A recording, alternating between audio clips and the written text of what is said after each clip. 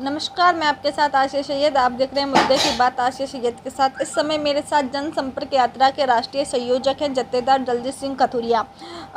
दलजीत सिंह जी का कहना था कि 400 की 400 सीटें सपा के खाते में आएंगी, बची 3 सीटें भाजपा के खाते में जाएंगी। लेकिन यहाँ उल्टा हो गया, भाजपा की विजय हो गई, सपा की हार हो गई। इस पर इनका क्या कुछ कहना है सर?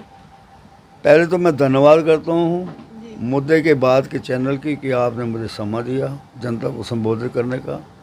मैंने इसलिए कहा था कि पहले ये जनसंघ थी पार्टी और जनसंघ 1 2 3 कर दी जनता ने, क्योंकि वो सांप्रदायिक का जहर घोलती थी। हाँ, तो भाजपा के खाते में सारी सीट चली गई जबकि सपा के खाते में कुछ सीटें आई। क्या कहना है इस पर? मेरा कहना ये है, अब तो सबको भाजपा वालों को भी पता लग गया है कि ये सारा खेल ईवीएम का हुआ है। पेटियों की पेटी बदली गई, छीलें पकड़ी गई, हथौड़ी पकड़ी गई, छैनी पकड़े गए, औजार भी पकड़े गए। इन्होंने बहुत कुछ किया और सब बेईमानी हुई है। और प्रशासन सारा उनके होड़ में था, राज इनका है। इन्होंने जिला अधिकारियों को दबाव में दिया कि आपको अगर रहना है ज़िले में जिलाधिकारी, तो जो हम कहेंगे वो होगा। ये आपको कैसे पता कि जिले अधिकारी को इन्होंने धमकाया कि आपको जिले में रहना है? खैर, मुझको राजनीति में करीब 39 साल हो गए। मैं अकाली दल का यूपी का अध्यक्ष भी हूँ। मेरे ब्यूरोक्रेट से बड़े गहरे संबंध हैं। ब्यूरोक्रेट मुझे बहुत रिस्पेक्ट देते हैं, इसलिए कि मैं समाज सेवा का काम करता हूँ। तो ऐसा है, मेरे लिंक हैं। मुझे कई ब्यूरोक्रेसी ने बताया कि ऐसा हुआ। देखा जा रहा भाजपा की जीत से ज़्यादा सपा के हार के चर्चे हैं। वो चर्चे बेईमानी के ही हैं। ईवीएम का खेल है, ये ईवीएम से आए हैं बहुमत में। नहीं तो ये 3 हो गए थे। जनसंघ भी 1 2 3 हमने कर दी थी और भाजपा भी होनी थी। बेईमानी का खेल ना होता तो सपा पक्की आनी थी उत्तर प्रदेश में। 100% नहीं, 500% आना था। अखिलेश हो रहा था कि देखा नहीं आपने भीड़ उसकी? वहाँ 7 लाख कुर्सियाँ बिछाई पंजाब में, 700 लोग आए, वो भी बीजेपी के झंडे लेकर। तो ये साफ दिखता है कि जन समुदाय सैलाब, जन सैलाब अखिलेश जी के साथ बिल्कुल। अगर ईवीएम का खेल हो तो पंजाब में तो आम आदमी पार्टी की सरकार बनी है, फिर वो भी ना बनती, वहाँ पे भी भाजपा आती। उसका कारण है वहाँ ईवीएम का खेल नहीं कर पाए ना। पंजाब का जो जाट है, किसान है, बड़ा टिकाऊ है, बिकाऊ नहीं है। उन्हें 3 कानून वापस कर लिए। वो ईवीएम में गड़बड़ होने देता था। यहाँ के थोड़ी है 22 नंबर की पीढ़ी का पे बिक जाने वाले लोग या दारू पी के बैठ जाने वाले सपा के कार्यकर्ता। मैं बुरा मत बनाना, यूपी बिहार में हम लोग कमज़ोर हैं, गरीबी है। बेचारे गरीबी मजबूरी में पेट की खातर बिक जाते हैं। वो पहरा नहीं दे सकते ईवीएम पे। पंजाब के किसान ने अगर एक भी ईवीएम का करते तो काट मार कर देते वो, इसलिए केजरीवाल आ गए। अच्छा, अब 2024 की क्या तैयारी है? 2024 में प्रधानमंत्री बनेंगे अखिलेश जी। वो इसलिए कि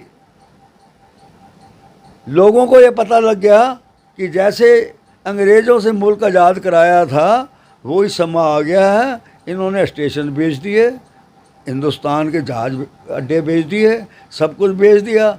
ये तो स्वदेशी की बात करते थे तो पूरे विदेशी हो गए। का नाम बेचने की भी बात चल रही है। हाँ बिल्कुल, भोपाल तो बेच ही दिया इन्होंने, बाकी बेच देंगे जो बचा खचा है। ये हमें भी बेच देंगे।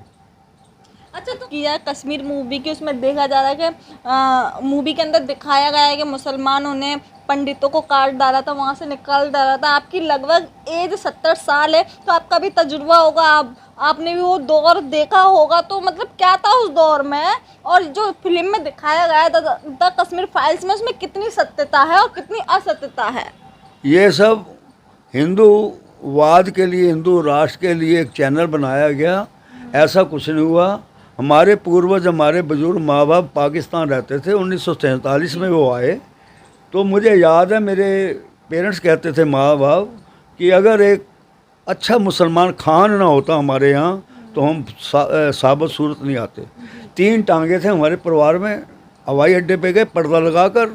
उन्होंने कहा, पठान साहब ने, ये मेरी बहन बेटी बैठी है, खबरदार पर्दे को हाथ हटाया तो सारे 3 टांगे भर के हमारे परिवार के, मेरे नाना दादा परिवार के आए। तो उस मुसलमान का हरि मंदिर में, स्वर्ण मंदिर जो हमारा मक्का है, उसका खान का 47 के बाद स्वागत किया गया कि इस इंसान ने मुस्लिम होते हुए सिखों को बचाया। क्या मैं उसकी बात कर सकता हूँ कि नहीं सच्चाई की? आप बताइए। फिर रखने का किसी हर कौम में बदमाश हैं, गुंडे हैं, अच्छे हैं, बुरे हैं। हिंदुओं में भी हैं, सिखों में भी हैं, हमारे समाज में भी हैं आतंकवादी हैं, और अच्छे भी हैं जो इंसानियत की बात करते हैं। मैं जाटव नहीं हूँ। पनवारी कांड हुआ 1990 में, 27 जाटव जिंदे जला दिए थे इन्होंने। इसी बात में घोड़ी पे बारात चढ़ के नहीं जाएगी जाट के घर से आगे से, तो 27 जिंदे जला दिए कि मुझे दया आ गई। मैंने 5000 3 फुट की कृपानें बांट के उनको सिख बनाया। क्या मैं जाटव हूँ?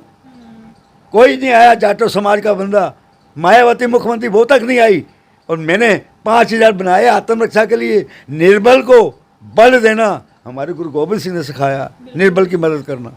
ये जो है ढकोसला है कश्मीर फाइल्स, ये सरासर ढकोसला है। मुसलमान अगर अच्छे नहीं होते तो हमारा मक्का, हमारा गोल्डन टेम्पल, स्वर्ण मंदिर, इसकी नींव साईं मियाँ मीर जी क्यों रखते? बिल्कुल बिल्कुल। क्या मर गए थे हिंदू फकीर सब? सारे थे। साईं मियाँ मीर ने रखी नींव क्यों?